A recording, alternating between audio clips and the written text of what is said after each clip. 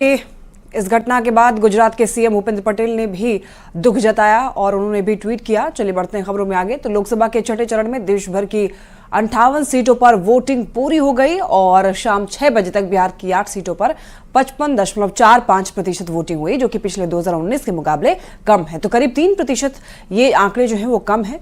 2019 में इन 8 सीटों पर 58.47% मत पड़े थे। हालांकि ये जो फाइनल आंकड़ा है सामने आने के बाद वोट प्रतिशत में थोड़ी बढ़ोतरी हो सकती है, लेकिन 2019 के मुकाबले वोटिंग कम हुई है।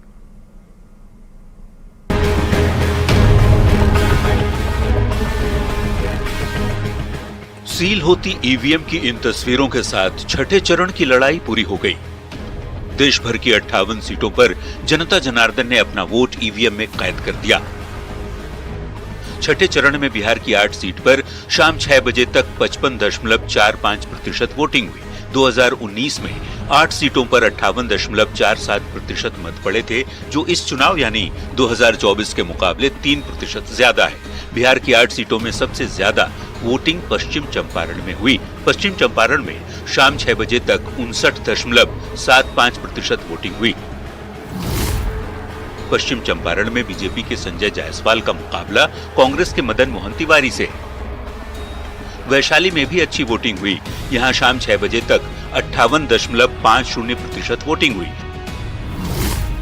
वैशाली से मौजूदा सांसद वीणा देवी एलजेपी-आर की टिकट पर चुनाव लड़ रही हैं, जिनका सीधा मुकाबला आरजेडी के मुन्ना शुक्ला के साथ है। वोटिंग परसेंटेज के मामले में तीसरे नंबर पर है वाल्मीकि नगर।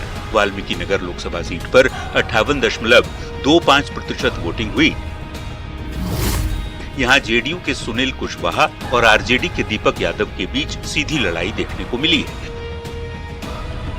पूर्वी चंपारण में 57.30% वोटिंग हुई। पूर्वी चंपारण में बीजेपी के राधा मोहन सिंह और वीआईपी से राजेश कुमार के बीच सीधा मुकाबला है। शिवहर में सीधी लड़ाई जेडीयू की लवली आनंद और आरजेडी की रितु जायसवाल के बीच है। शिवहर में 56.30% वोटिंग हुई। बाकी बची बिहार की 3 सीट पर 55% से भी कम वोटिंग हुई है। सबसे दिलचस्प मुकाबले वाले सिवान में 52.50% वोटिंग हुई।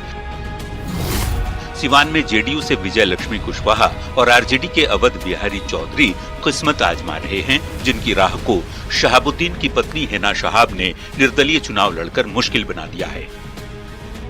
लोकसभा चुनाव के छठे चरण में महाराजगंज की भी खूब चर्चा हो रही है। महाराजगंज में बीजेपी के वर्तमान सांसद जनार्दन सिंह सिग्रीवाल और कांग्रेस के आकाश सिंह के बीच मुकाबला है। यहां शाम 6 बजे तक 51.27% वोटिंग हुई।